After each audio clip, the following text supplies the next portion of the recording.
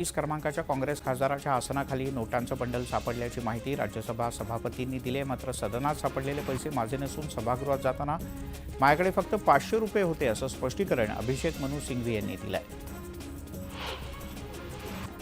देवेंद्र फडणवीस यांनी मुख्यमंत्रीपदाची शपथ घेतल्यानंतर मुख्यमंत्री निवासस्थान असलेल्या रामगिरी बंगल्यावर फडणवीस यांच्या नावाची पाटी लावण्यात आली। देवेंद्र सरिता गंगाधरराव फडणवीस असा उल्लेख असलेली ही पाटी लावण्यात आली आहे। देवेंद्र फडणवीस राज्याच्या मुख्यमंत्रीपदी विराजमान होताच अमरावतीत फटाक्यांची आतषबाजी करण्यात आली। फडणवीस यांनी शपथ घेताच तुषार भारतीय मित्रमंडळानं एकच जल्लोष केला। मनोज जरांगे पाटील यांनी राज्य सरकारला नवा अल्टिमेटम दिलाय। येत्या 5 जानेवारीपर्यंत मराठा आरक्षणाचा प्रश्न मार्गी लावावा असं जरांगे यांचं म्हणणं आहे। ईव्हीएमच्या विरोधात काँग्रेस आक्रमक झाली आहे। मार्कडवाडीत माती इथली राहुल गांधी यांच्या कपाळावर लावत देशभरात ईव्हीएमच्या विरोधात आंदोलन करणार असल्याचं काँग्रेसकडून जाहीर करण्यात आलं। सोलापुरात महाविकास आघाडीकडून ईव्हीएम मशीन फोडून आंदोलन करण्यात आलं। दरम्यान येत्या काळात ईव्हीएमच्या विरोधात राहुल गांधी मार्कडवाडीतून लॉंग मार्च काढतील अशी घोषणा काँग्रेसकडून करण्यात आली। नांदेडच्या हदगाव, हिमायतनगर आणि भोकर तालुक्यात अवकाळी पावसानं हजेरी लावली। दरम्यान या पावसामुळे रब्बी पिकांना फटका बसण्याची शक्यता आहे।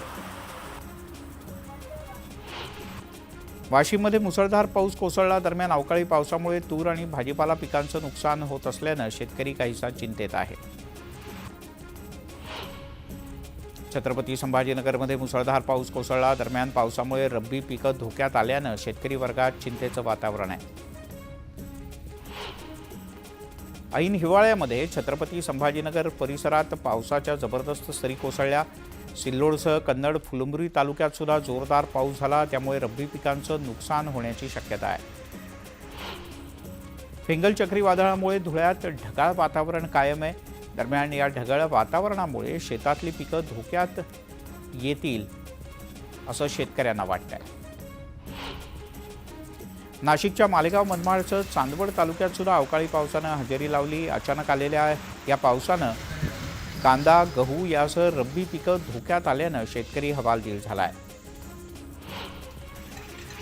जालन्याच्या बदनापूर, भोकरदन आणि कांबड तालुक्यात अवकाळी पावसानं हजेरी लावली। दरम्यान पावसामुळे कापूस पिकांचं मोठ्या प्रमाणात नुकसान झालंय। दरम्यान तात्काळ पंचनामे करण्याची मागणी शेतकऱ्यांनी केली आहे। 3 दिवसांपासून राज्याच्या बहुतांश भागात ढगाळ वातावरण आहे। कोल्हापूर, सातारा, सांगलीमध्ये पावसाचा इशारा देण्यात आला आहे। अजित पवार यांनी उपमुख्यमंत्री पदाची शपथ घेतल्यानं शिर्डी राष्ट्रवादी काँग्रेसकडून जल्लोष करण्यात आला। यावेळेला पदाधिकाऱ्यांना फटाके फोडत त्यांनी आनंद साजरा केला। संभाजीनगरमध्ये दुचाकीवरून मंगळसूत्र चोरी करणाऱ्या 2 कुख्यात गुंडांना अटक करण्यात आली आहे। वाल्मिक शहाणे असं अटकेत असलेल्या आरोपीचं नाव असून त्याच्यावर 2 दुचाकींसह 9,65,000चा मुद्देमाल त्याच्याकडून जप्त करण्यात आला। महापरिनिर्वाण दिनाच्या निमित्तानं अमरावतीत काँग्रेसकडून बाईक रॅली काढण्यात आली। दरम्यान नया अकोला इथे बाबासाहेबांच्या अस्थिकलशाला काँग्रेसकडून अभिवादन करण्यात आलं। पुणे महानगरपालिकेनं थकबाकीदारांच्याकडून कर गोळा करायला सुरुवात केली आहे। कर वसुली पथकाकडून बँड वाजवत कर वसूल करण्यात येतो आहे। गेल्या 4 दिवसात 11,19,612 रुपयांचा कर वसूल करण्यात आला आहे।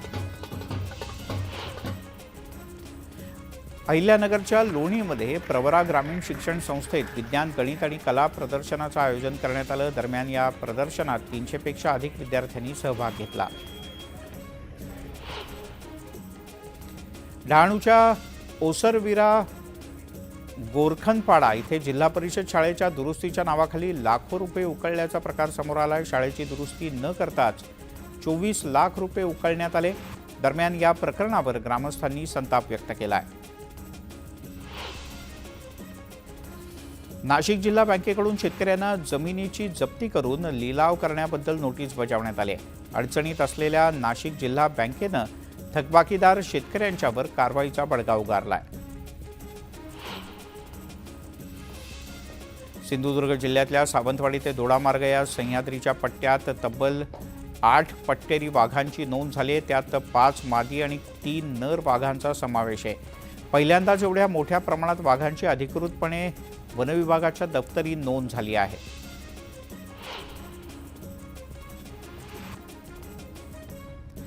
रिझर्व्ह बँक ऑफ इंडियाकडून पतधोरण जाहीर करण्यात आले. दरम्यान यंदाही रेपो रेट 6.5% इतकाच कायम असणार आहे.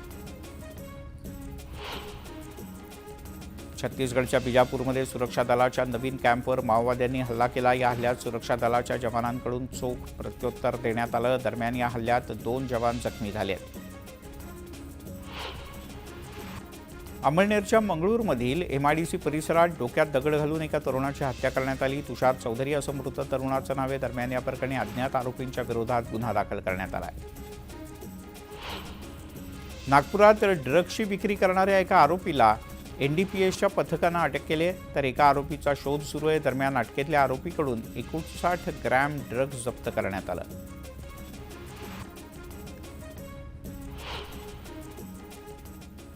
तेव्हा बातमी 36 जिल्ह्यांच्या माध्यमातून आम्ही महाराष्ट्रातल्या सर्व जिल्ह्यांमधल्या काही महत्त्वाच्या बातम्या वेगवान स्वरूपात तुम्हाला दाखवत असतो, जेणेकरून फक्त मुंबई, पुणे, नाशिक, नागपूर नाही तर महाराष्ट्रात सर्वदूर काय घडतंय हे तुमच्यापर्यंत पोहोचवण्याचा आमचा प्रयत्न असतो.